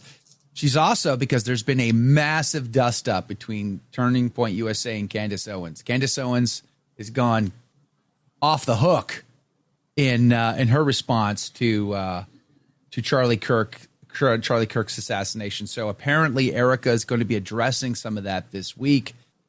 That ought to be very interesting. Drama filled, but we'll see how it goes. By the way, I'm gonna tell my wife that some of you think I look like Tom Selleck. I don't know if there's a better compliment that I could receive than that. Did people actually vote for Tom Selleck? Well, I've seen several comments mentioning the. The Magnum PI comments started as soon as you posted that picture. Hilarious! I don't know. I can't wait till my wife's gonna roll her eyes. I've seen a couple Burt Reynolds comments. Funny. It's gonna be some. I walked out. My wife was like, "You got to be kidding me! What have you done?" She said, "You need to talk to me before you take such drastic action." I agree. Having gotten grief from my son, and I'll just never forget that, because I didn't even shave it all off. I just went down to the circle beard, and I got a Papa, grow it back. And he was not even, he had the commitment. All his 4-year-old heart's commitment to that was, you got to grow this back, Papa. Where's your beard? Every night. My oldest daughter was like, "Nope, sorry, grow it back." My sons all loved it. By the way, they were like, "Yeah, this is great." Well, having seen your baby-faced sons, of course they loved it. My daughters and my wife. My mom hasn't seen it, but my wife and my daughters are like, "Nope, grow it back." So that reminds me. So the split, the new poll that Jake put up. I'm very fascinated by this. I did not see this coming. I thought it would split along male, female, but it clearly doesn't. Should Joe grow his beard back? 20% of men said yes. 40% said no. 11% of females said yes, and 28% say no. So the majority of the audience is then don't grow it back, and a huge margin of men are like, don't. I didn't see that coming. I really thought all the men. Now were let's be honest, Joe. You're gonna grow it back because you, like I am, lazy, and we have beards, so we don't have to shave every day. so let's tell the secret of the beard. We don't grow, whether the beard makes us look good or not is immaterial. I'm too lazy to shave my face. I'm just going to be honest. You're not allowed. These are secrets we have sworn blood oaths to never reveal. Mike, what are you doing? I'm sorry. I'm gonna rat us out. The secret society of the bearded men, and here you are just giving away all of our secrets. What are you doing? Well, listen, I'm even aggravated that I have to keep my neck trimmed up so it looks good. But listen, I don't want a razor on my face. I don't like it. Which is funny from a guy who shaves his head, right? Which is much bigger than a beard area. But I threatened to do that too. I said, I'm going to shave it all off, 100%. I'm going to go like full Star Trek, Mr. Clean, Mr. First Clean, movie. huh? Go Mr. Clean on that. My wife's like, don't do it. Don't do it. Well, listen, we have two much more fun things to talk about since we've been so heavy. And if you don't mind, I'm going to pivot over to going to court on Monday. And you saw the picture, folks who are not in the insider group, which this is the reason why you should come into the insider group, saw the pictures on Monday morning right after we got out of the courthouse. And we had a great experience. We showed up dead on time, walked up, big Michigan boy was deputy there in the courtroom, and the judge was a couple minutes late, not a big deal. And Jonathan was very nervous, and he wouldn't talk to anybody other than us. And even the attorney was trying to break through, and Jonathan was very quiet. I think court is just intimidating. And I think it's the way it's supposed to be. I think that's the design of court, is to make it very intimidating to people. Yeah. And so anyway, the judge came in. She was wonderful. She went on the bench. She swore Megan and I in, and then asked us questions that we didn't need to be sworn in for. But I guess that's part of the process. And then she didn't swear Jonathan in. Then she came down off the bench and got on her knees in front of Jonathan and had a conversation. And so the weekend before, Megan had gone to a funeral of her earliest friend's mother. And so we had spent the weekend, Jonathan and I had spent the weekend together last weekend. And she asked Jonathan, well, what did you do, Jonathan? He said, man stuff. and so everybody's laughing at that. We scratched, we itched, we did all that man stuff. Great. We ate tacos. It was fantastic. Which is funny because we ate pizza, but guess what we eat every Saturday? Pizza. So anyway, I'm never allowed to have homemade with a low carb crust, but still it's pizza. And anyway, so she had a wonderful conversation. How do you say your new name? And what do you call him, Papa? What do you call her, Mom? And so, what do you like? What do you love about Papa? He plays games with me. So I play board games with Jonathan every evening. So that was really cool. And then, Joe, the part I wanted to bring up, and I haven't shared this in too many conversations, is we immediately went to our local conservative Catholic church. And right after we left court, we did not go anywhere else. And there was nobody there. But that church is always open. There's always an opportunity for adoration. It's Our Lady of Mount Carmel in Newport News, Virginia. Very conservative Norvis Ordo church. Obviously, I wasn't driving the hour to Richmond to thank our Lord. And we got to the church and the sanctuary was open. And so we very reverently walked up to the altar, knelt on both knees, even though the tabernacle was not open, but we knelt on both knees on the altar rail. And we prayed the introductory prayers to the rosary together as a family. And then I wept. I wept. I can imagine you did. I didn't know the tremendous amount of pressure that had been on me for almost 4 years, Joe. Could she take them back? Could whatever? I just didn't know. And our Lord came and lifted all of that off my shoulders in church. Amen. And it was a relief. It was glorious. It was wonderful. It was such a freeing feeling to know that now no one can take him from me. He is my son, and I can bless him every night before he goes to bed, as fathers should. We should all bless our children. And it was such a wonderful, wonderful moment. And I wouldn't. It was the right place to go right after court. Does that make sense? I hope it does. Yeah. I know I'm kind of rambling here. I get it. No. Yeah, I totally get it. I was there too, so I know exactly what you're going through, and what a beautiful moment, and what a relief. What a final consummation to what a journey that is so difficult and so emotional that most people don't understand if they've never been through it. You know, I do remember the days of prior to our adoption of having that same thing where, you know, the biological mom wanted him back all of a sudden. And, you know, and Michelle and I were conflicted over that. We're like, she's the mom. Shouldn't we support her in that? Like, we should support her in that. Like, we should want to. But then we prayed about it. We had to sit there and discern the difficulty of, well, she's got a track record of this.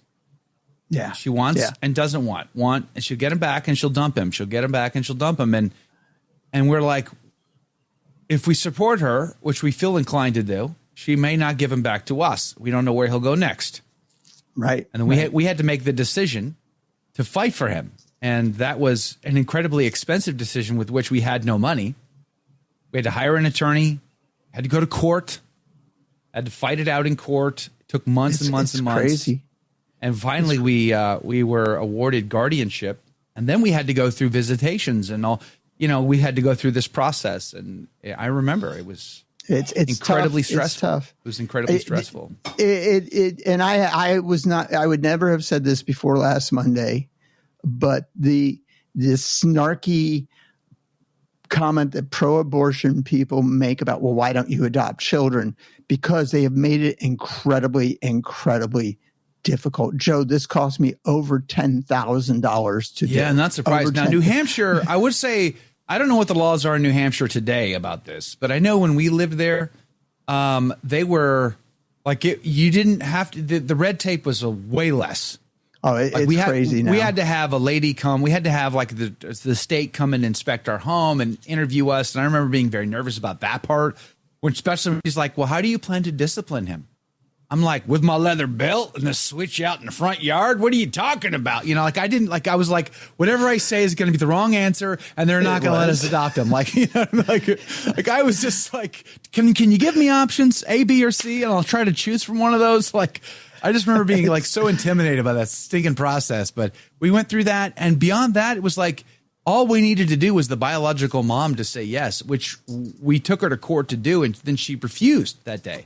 That's when she changed her mind. We were at court to go through this. And she's like, no, I've decided I want him back.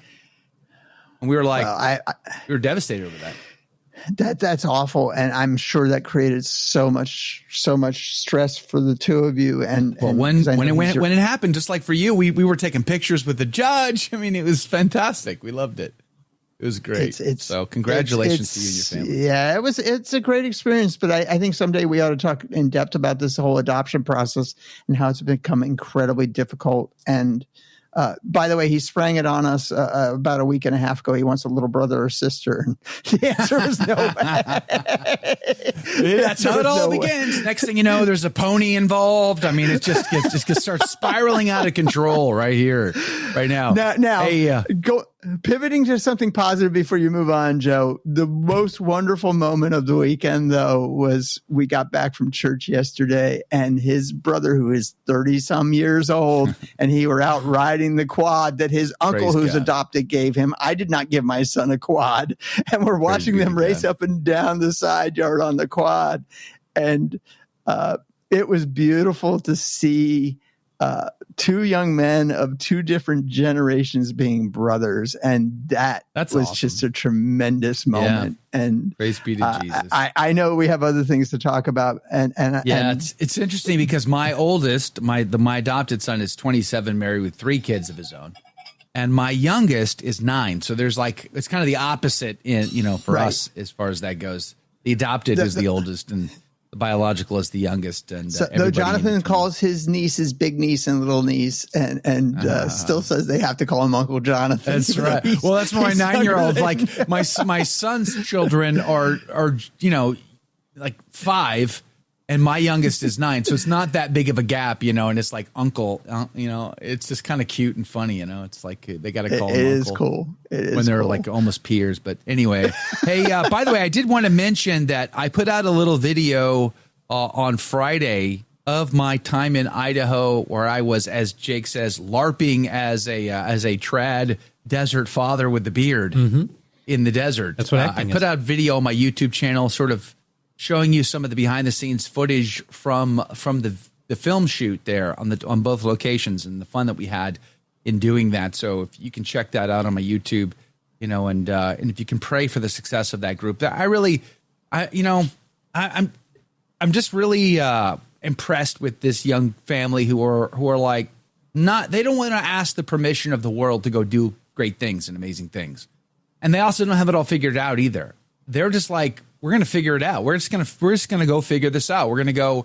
They've been making homemade movies for 13 years, and they wanted to do something bigger and more bold. And I really appreciate that. I wish I could fan the flame of 10,000 Catholics along those lines to say, go do something amazing today. Go do something amazing for the world around you. Go impact them in powerful ways, and just, I really love that. I'm inspired by it. So I was happy to go out there and LARP as a desert father for a couple of days. I had to look up what LARPing was. I had no clue. My son told me he was going Get LARPing. Off my lawn, you whippersnapper. Yeah, get off my lawn, young whippersnapper. I had no clue what it was. Live action role play. Yes. Live action role play. Yeah. It's really just acting, basically. That's literally what I did. Literally did that. Although I'm going to be honest with you, I'm going to be cringed when I have to see those scenes. I really don't know that I ever want to really watch them, if I'm being honest. You'll be slightly fine. cringy. But you're a probably think it's natural-born fine. ham. You did well, Yeah, I'm I guess. sure. I don't know. I'm not so sure.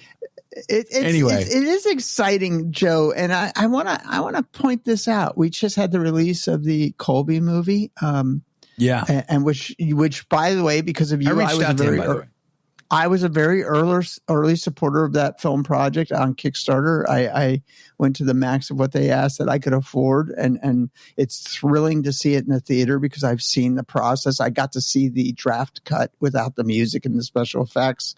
Wow. And it's a powerful, powerful film. I think I even joked about his. Have you seen the finished product?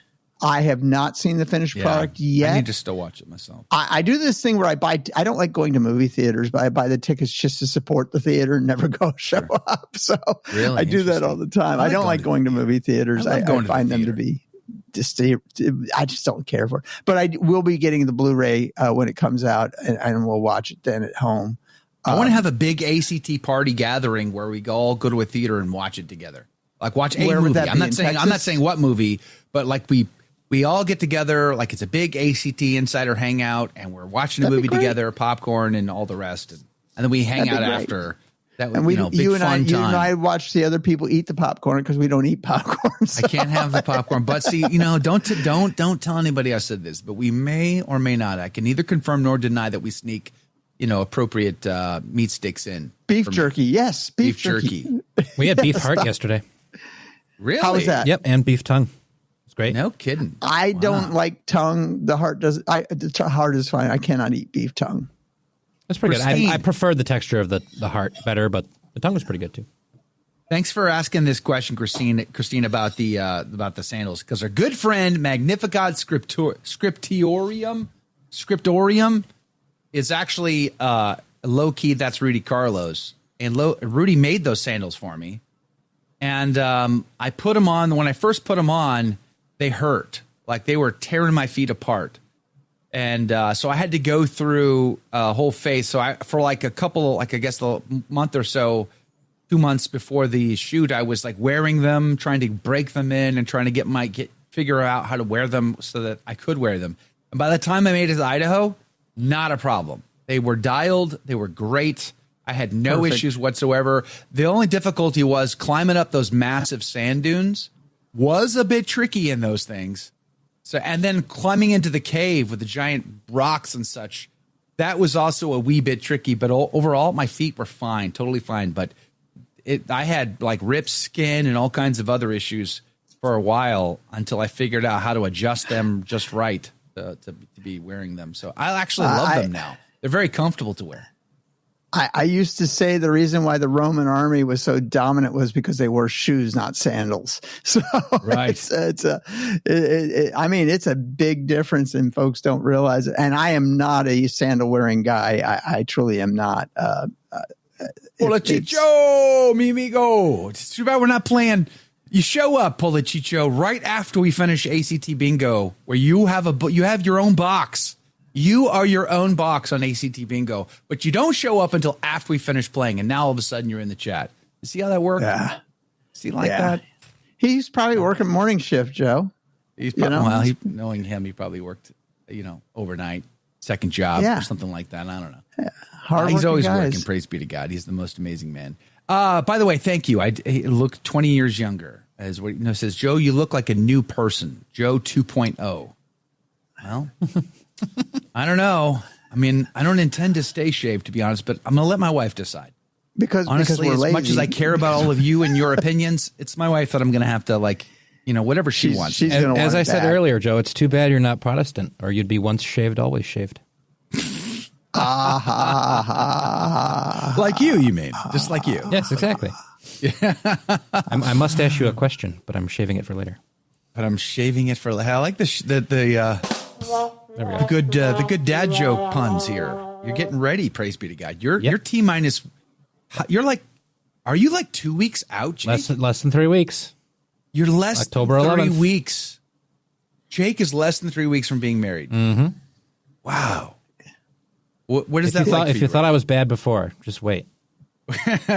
What is it like for you? Is it an emotional roller coaster right now? Do you have like just all the details that you're stressing over? And just, it's mostly just checking off all the boxes. Yeah, and it's a lot, isn't it? Yeah, definitely. Yeah. Wow. You guys get everything worked out, or it'll be are you fine. still trying to work some stuff out? The only things that we're really kind of still trying to work out are finishing the current stage of the immigration process and making sure that, the all the honeymoon plans are actually planned. Right now, the wedding and the actual wedding stuff is coming together pretty smoothly. So, praise be to God for that. The immigration stuff is looking promising. I think so. It's just a matter of there being a million steps in every large step of the process. So we're trying to figure all that out. Right. But yeah. It's. By the way, you need to. Where is this going? I know. You're moving it around, Joe. Where did it go?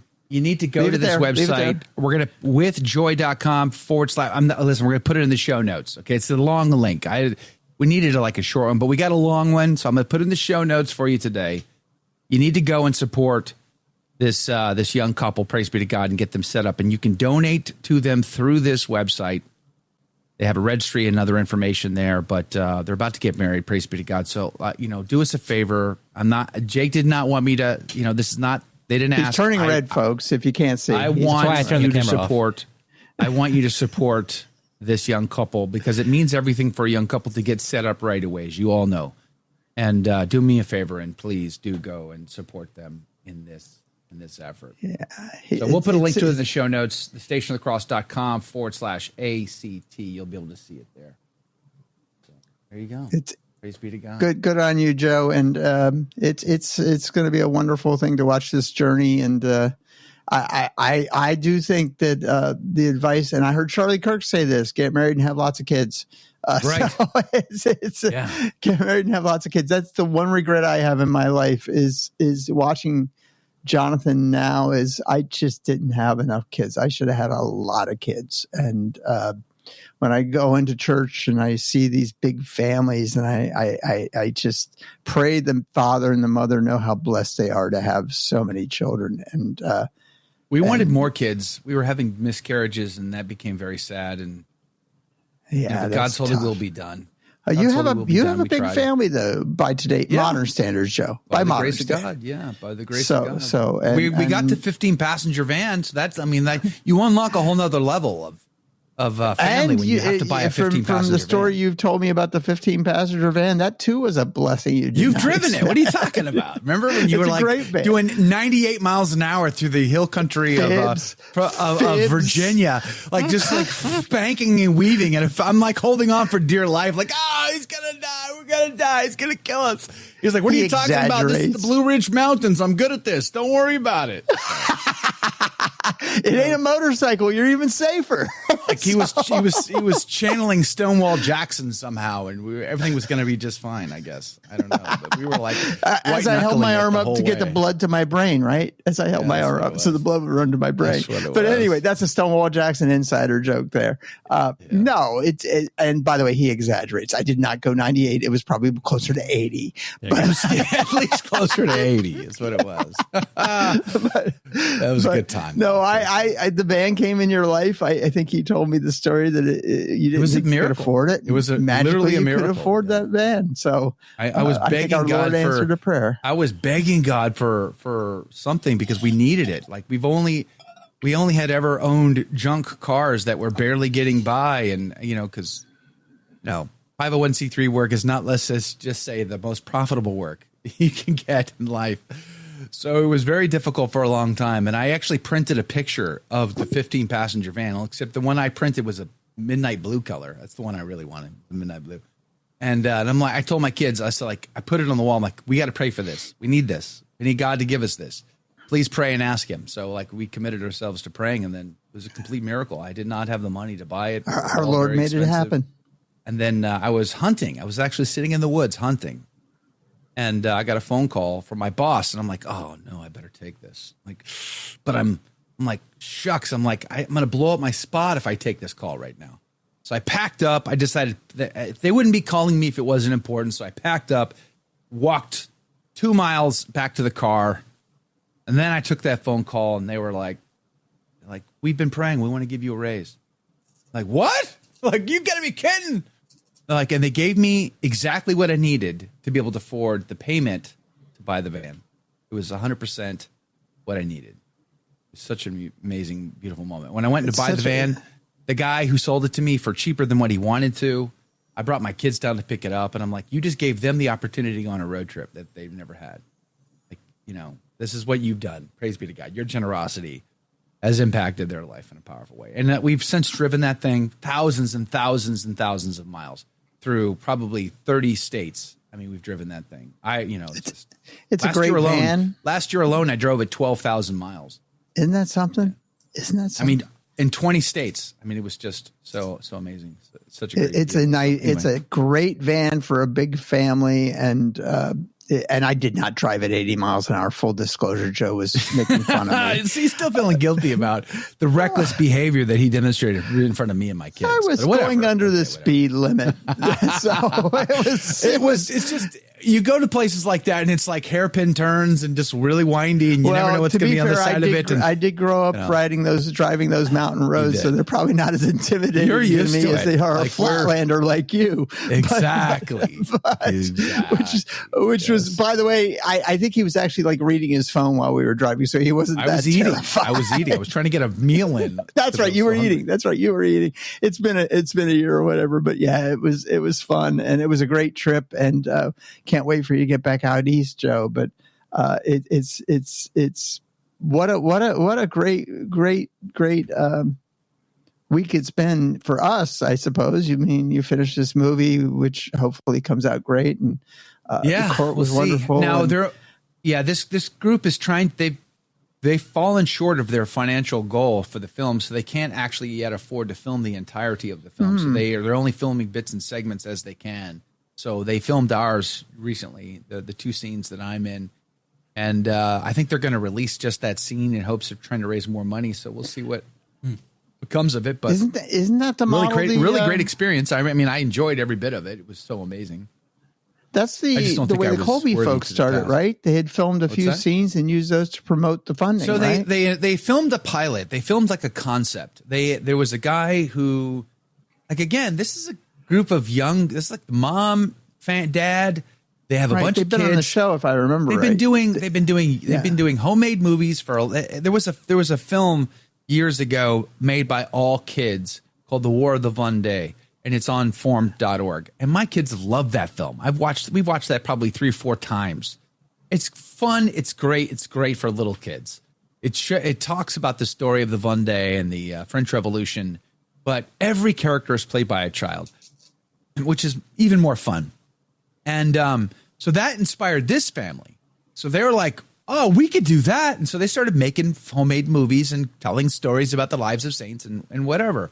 But now that the older kids are older, they're like, we want to do something more professional. We want to do something more serious. So they challenged themselves to try to do it. So what they did was they had a friend who owned a building, and they went to this person and they asked if they could utilize this building to create a film set in. And the person allowed them to do it, and they built themselves a film set of a like a dungeon, so to speak, or a jail cell. And they filmed a scene from the book Fabiola. It was a book. Cardinal Wiseman wrote it. And then they filmed that, and they used that as their concept to say, hey, we want to go make the whole movie. Would you contribute to our cause? So that's what they did. And then they wrote a script for the whole thing. And then that's when they invited me out to play the role of St. Hilarion. It was really cool. It was really neat. They put a lot of effort into it. It was 2 brothers from New York that drove all the way across the country to bring their cinema camera. They had this really expensive cinema camera that they brought out so they could film this on. So it was highest quality possible, which was amazing. They had a guy from Chicago, Francis, whose dad, by the way, I interviewed his dad. His dad was the author of that book. I'm looking for it right here. It's like Catholic Joe. Where is it? Oh. Your son probably has it in his room. Yeah, probably, because like half of my books are gone. But and that tells you. Oh, right here, Catholic Joe. It's right over there. So I interviewed his dad, and I didn't know. What was the name of the book? We're like freaking out that his like we were what was like the name of the book. That's here. Hold on. You can't promote a book and not hear the title, Joe. It's this one, Catholic Joe by Stephen Thomas. So his son Francis, his son Francis came out from Chicago to just be on set and help out. He helped out in the audio department. He helped out in driving me around and doing whatever was needed to be done. And then he filmed, his son Francis filmed we did like a fundraiser pitch for them, and he directed that. It was amazing. So yeah, and then we were laughing. He was like, by the way, you should interview my dad. He wrote this book called Catholic Joe, and I'm like, I already did. So pretty cool. Small world. How'd you like it out there? Beautiful, man.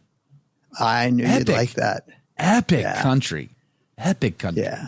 You have Why to is go every state more beautiful than Texas? Explain that. Or at least, I should say more beautiful than Houston. There are really beautiful parts of Texas. Why is all the grass always greener on the other side of the fence? It's totally green on that other. Actually, in Idaho, none of it was green. Okay, it's brown. That part of Idaho is very brown, but up north, there's a great traditional Latin Mass community in near a town called Coeur d'Alene. Yeah. You have both flavors. You have both of the orders up there with the churches, and there's a very strong Catholic community. It's one of those top 10 Catholic communities you've never heard of. Right. Along with Front Royal, Virginia, and several and Dillon, Virginia, and several other places. So it's a neat state. And the north part is very green, Joe. Up in the mountains, near Canada. It's beautiful. The mountains, the valleys, the canyons, everything about that place was just gorgeous. And seeing the Tetons again, isn't that something? Yes. Tetons it's incredible. It is a stunning Polichicho, state. what's blasphemy? Houston is the ugliest part of Texas, bar none. Okay? It is clearly the armpit of Texas. I don't think as a Holy Roman Emperor, I will shut the city down and we will all have to move. It's ridiculous. It's totally ridiculous. Why do we live here? Why? What's the point? So they can work. There's a lot of work there. And consequently, because a lot of it's industrial, it doesn't do Houston any favors. And it's such an ugly, it's town. You got to love flat, and you got to love hot. You have to. It's the law here, and you got to love humid, hot, sticky, concrete vista. It's just ugly in every way. No real soul, no history, no culture. At least in San Antonio, you get that rich, vibrant Hispanic culture embedded in Tex-Mex. And you're like, yeah, this makes sense. I like this. This is good. But you don't get that in Houston. What is this place? Nobody really knows. I am not picking on it other than I love Texican culture. I think it's one of the great cultures of the Americas. I love that, you see the Spanish name. And as an East Coaster, you're like, how many generations has your family been here? And they look you in the eye and say, oh, about 20. That's right. Yeah. Exactly. You remember the Texas Revolution? Yeah. Well, before that. Okay. But before that, my great however many great grandfather fought in that revolution. Right. Exactly. Yeah. So, and I love that about Texas. I mean, there is nothing not to like about Texas other than I love West Texas. Flat. I love Central West Texas. I like Tyler. The Panhandle has got some epic vistas and views. The canyons I like the top amazing. Part where what is that, Amarillo up north? I love Amarillo. I think it's a great area. So it's a great it's one of the greatest states in the Americas. And by the way, New Hampshire, I haven't forgotten you. I still love you. So but it is a great state. And but Houston and Dallas are probably less than optimal. Jake, you're about to get married. Do you have? I mean, what are your thoughts about your future? You're going to stay in the Buffalo area for the rest of your life? Is that your plans? Yes, sir. I'm a Catholic. Going to keep fighting for New York. Ooh, wow. You're Catholic, so therefore Buffalo. I'm not a rootless cosmopolitan. I'm gonna stay where I'm put. Jake, somebody in your family was. Are you going to live in town? Or are you going to live out of town? I mean, do you want to live further north where there's farmland that you can buy for somewhat affordable, or what? I'm not sure. We're gonna start off in the city where I am because my apartment's a decent size to start off at. Sure, of course. But we're gonna be looking to get out of there probably sooner rather than later, just to find someplace more amenable to raising kids. So. 4,000 or 5,000 acres, goats, maybe. and chickens. The nice thing about this apartment has been that it's very close to our church, where I do a lot of stuff. So that's been great. But that's going to be the downside to you moving, though, because you're going to there's only one way for you to go at that point, and that's luckily I'm an American with an American-sized truck, so I'll be able to drive. Praise be to God. What is an American-sized truck? If it doesn't start with a 2 or a 3, it's not an American-sized truck. It does have the full cab, though. That's so. Yeah. That's what matters for the kids. That is glorious. If I have to, I can fit at least 4 kids in there. So you have way a more if I 1500 squeeze or them. 150. Not if you have the gun rack, though. With the gun rack, it does take up some space. Yeah, the kids will have to go in the back, I suppose. They're going to have to go in the back. Are you allowed in New York? Are you allowed to ride in the back? I don't know. Who cares? Probably in not. the state of Texas, you are. Probably you can not. ride in the back in the state of Texas. You can still Probably ride in not, the but back. we've done it. Well, okay. There you go. It's Skyline our is state. cool it's our looking, state, Sean. not the No people who make the way. dumb rules. Skyline is cool looking. I do. I'll take it back. I will admit it. The Skyline in Houston, Texas is cool enough to have made a cameo in my first documentary film. That was one of the first locations I filmed in. Was just outside of Houston, Texas's downtown center. I had my friend Gabriel Castillo. Back in those days, Gabriel was taking my phone calls, and he helped me to film. He was the cinematographer on some of those scenes, and we were filming at the Skyline. And I had someone gifted me a drone for that film project, and I had never flown a drone before, so I was flying the drone there, and made me nervous to fly that drone. I still have it, but I have other drones too, but. Man, I almost lost that drone in filming that movie. One of the other filming locations was a high-rise apartment, 25 stories up in one of like the swankiest parts of Houston. Really expensive, like that high-rise apartment probably was at least $1 million. And the owner of it was very generous to let me film there one morning. She wasn't in town. She's like, you can use my apartment, and she let the building know or whatever. And so we filmed the scene that we were going to film on the patio, just like, and I'm scared of heights. So it was like, that was part of the reason why I filmed there, is the fear of heights. And then I decided to fly the drone off of it. And I forgot, I made the biggest mistake. I didn't flip the antennas out. Uh-oh.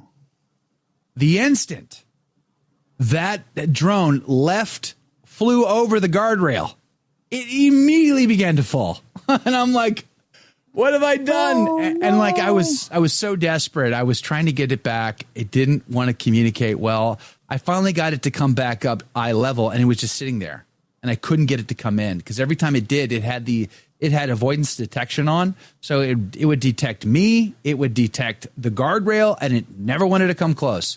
And I'm like, this thing's going to fall. It's going to go into the pool. It's going to go into someone's patio. And I'm the moron who did that. And this lady's never going to talk to me ever again. Because, and by the grace of God, it came just over the guardrail, and I slammed it down, and it crashed. But I recovered it. And I was so like, I swore I'm never gonna fly it again, Lord. I promise. Did I? No, of course I flew that stupid thing again. And I flew it. I was at a convent in Alabama, and I'm flying it in these massive, wide, sweeping.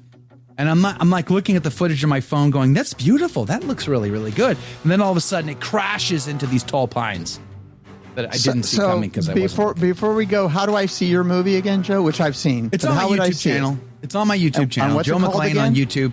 The Other Side of Fear. Both of my documentary films are on my YouTube channel. You can and they're watch both great.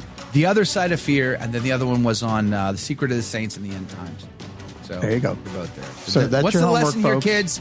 The lesson is, don't shave your beard or it freaks everybody out, and then don't fly drones. That's the lesson for today. I think that's what we do. All right. Well, Mike, happy thanks Monday, for your time everybody. today. God bless you. It's been fun. Thanks for being on the team. Thank you to everybody for supporting Trad Jack Burton Tweed and Toe for his upcoming wedding. And tomorrow, Dr. Hélène Luzon is going to talk about France.